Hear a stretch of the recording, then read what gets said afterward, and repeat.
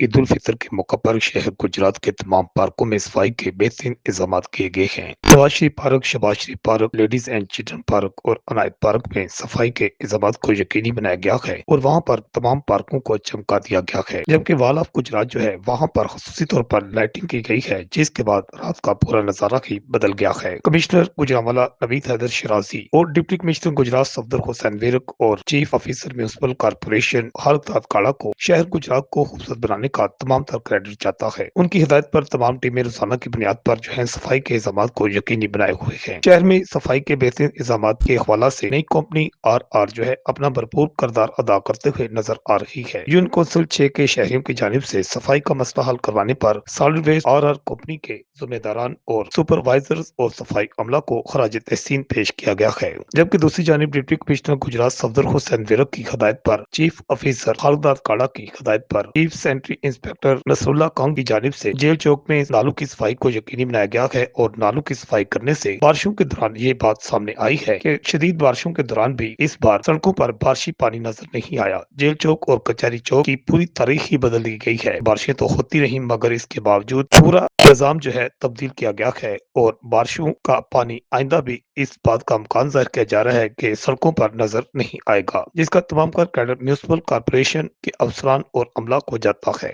हमने कंप्लेन की थी सीएम पंजाब में, तो ये सर आए हैं तो उन्होंने हमारा मसला सुना है और रिजॉल्व भी कर दिया है। मेहरबानी, शुक्रिया, बहुत मेहरबानी है नबी।